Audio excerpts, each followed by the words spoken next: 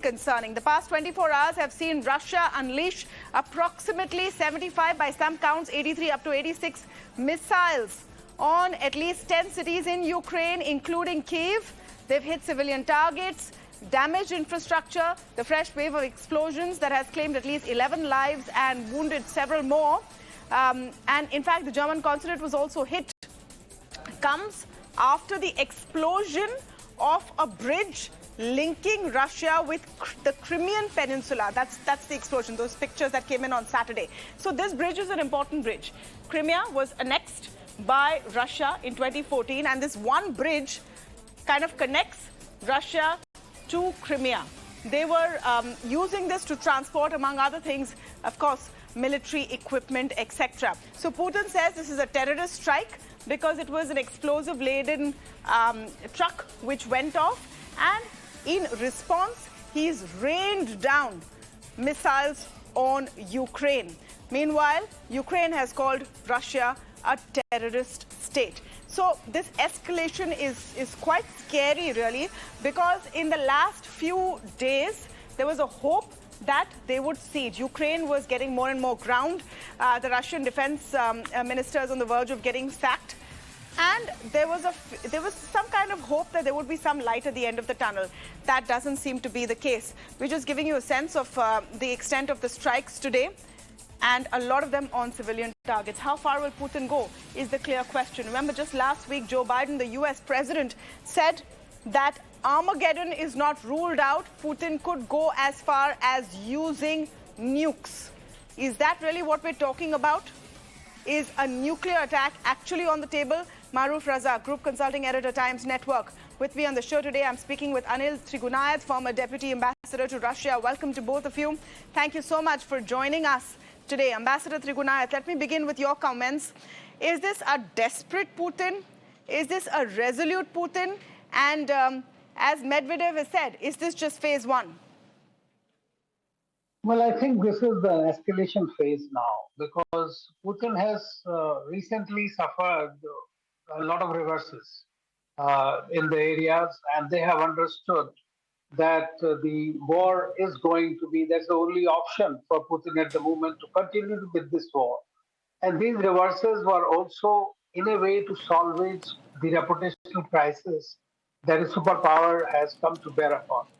And I think that this was essentially, and after the Kerch Bridge, which Putin calls as a terrorist act, has also, in fact, it is not only the Ukraine which is telling about the Russian attacks as terrorist attacks. The Putin has also, his administration has been talking about various attempts by the Ukrainian special forces against at least three gas pipelines or the nuclear power plants, like the Kursk, for example, the Turk gas pipeline, Turkmen gas pipeline, and the Nord Stream.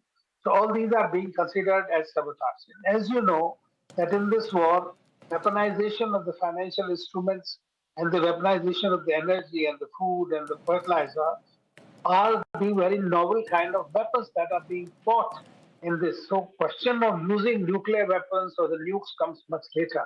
And of course, there are irresponsible statements also coming from the US administration, which President Trump calls as stupid in a way, about the talk of the Armageddon. Mike Millen, I was listening to him and some other military leaders from the US. They have all been asking that this is a time to come to negotiate and we come onto the table rather than continue to escalate it.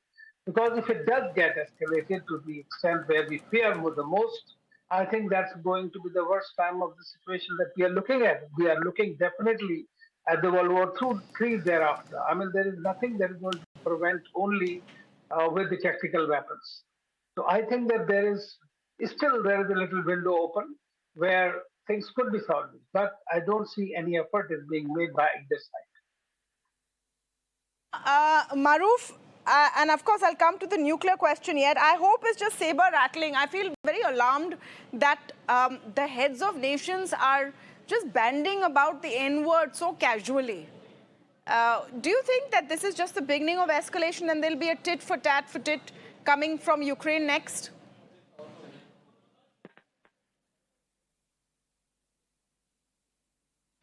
You're on mute, Maruf. I think you need to unmute. There are several things I want to say, Tamanna. At the outset, I want to compliment the good ambassador. I think he's hit the nail on the head on several counts today with his statements. I'm completely on board with him, and I share the same views. Now, you see, we have to understand there are 3 or 4 verticals that we have to understand how this conflict is playing out. One is on the ground. The second is at the level of other elements that society is dependent on and are being held to ransom. Say, the gas ransoms that Russia is exercising against Ukraine and other European countries. At the same time, why was Russia doing it in the first place? Because the sanctions, the Europeans jumped into the sanction bandwagon, and now they realize that they are the ones who are getting pinched harder than perhaps Putin is. Because, it has historically been shown that whenever sanctions come into play, the top layer of the leadership where you exercise sanctions, look at the case of Myanmar, they are the creamy layer. They never get affected. They are the ones who create the problems. The common man gets affected by sanctions, and leaders on the other side do chest thumping and say, we are penalizing, we are breaking down the adversary's will to stay on. Please understand, Mr. Biden has found his calling. He has found a role for himself and for America after the humiliation in Afghanistan. And Mr. Biden is now, the problem with America, as I often say, they have more think tanks than the British Army has tanks. But they still get almost every assessment wrong, at least in the last 25 years that I've watched very carefully. Because they've gone and made this whole narrative in America that we will turn Cold War on its head. The Cold War was a Cold War. This is going to be a hot war, and we'll exhaust Russia. No, so Maruf, very simply, Maruf, you're saying all of this nuclear talk should not be taken seriously? No, because, no, to people watching, it's scary. No. So very simply, I'm asking you. Yeah, well, everything in life can't be reduced to kiss butt or kick butt. But let me just tell you in very simple terms that nuclear escalation doesn't happen the day Putin gets up with a nightmare. You see, he will not just stand up and say, okay, press the button and blow the world up.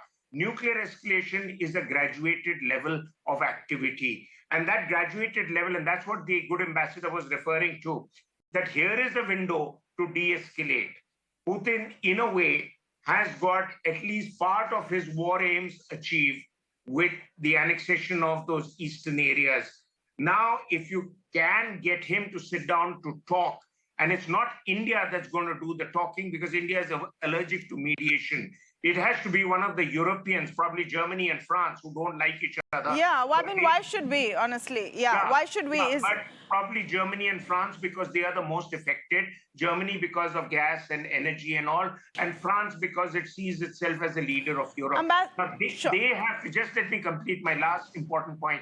And the point is that that's one window you can get Putin to talk. But why Putin is escalating? Because A, he's appointed a general now who has a track record for ruthlessness in Chechnya and other parts, Sorvokilin or something his name is. Now, one is that. The second is he's come under a lot of international flack for a botched up military operation. Even I am quite surprised that how Russia got it so horribly wrong. And therefore, here he has decided to escalate so that he gets back onto the saddle and says, look, I'm hammering the hell out of the adversary. He has to save face. Ambassador, just one last, quick point over here. We're talking about mediation. Does either side look like it's interested in mediation? We're over 250 days into this war, and no real attempts have been made. Tamanna, one thing is for sure, that every war ends, and there is diplomacy before the war, during the war, and after the war. There is no war which will go on for permanently. So it's absolutely essential. And Putin told Prime Minister Modi in Samarkand that he's ready to talk, but the other side is not serious. And we should not forget that this war is not between Russia and Ukraine. This is a war between Russia and the United States. And if the United States wants, the war can stop tomorrow. Yes. So that is the fact. Mediation, there are many today, like we know that UAE MBZ is also traveling to Moscow. Turkey is talking to both Ukraine. India is talking to both Ukraine and Putin. And today again, the statement that has come out of India is again asking for de-escalation. But the problem is that this is not being stopped because the pumping in on the other side, on Zelensky's side, is causing these kind of situations where talking to one another becomes extremely difficult. You all know that before, just two months into the war, Zelensky himself has said that he doesn't want to get into the NATO, and there was a talk, and there were almost de-escalation was going to take place at that stage. We would not have come to this path. But then the Americans did not say. They said we will defeat Russia.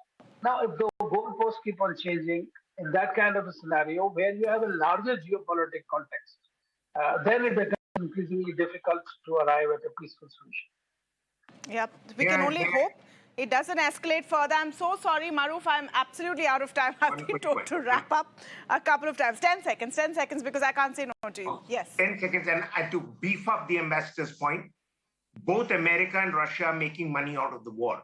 America by selling weapons, and Russia, because of the tension and high gas prices, they're making money. So it's not in their strategic interest to stop the war. And Mr. Zelensky is a pawn. Can I just say one thing as I wrap up? The reason why this is an important story to cover is if you think you are not impacted, you are wrong. The high inflation rates in India, crude at 95 to the dollar, rupee at around 83, high gas prices hits all of us. The world is going to be impacted. Everyone needs this war to end now. I'm going to take a very short break. Thank you so much for that, gentlemen. On the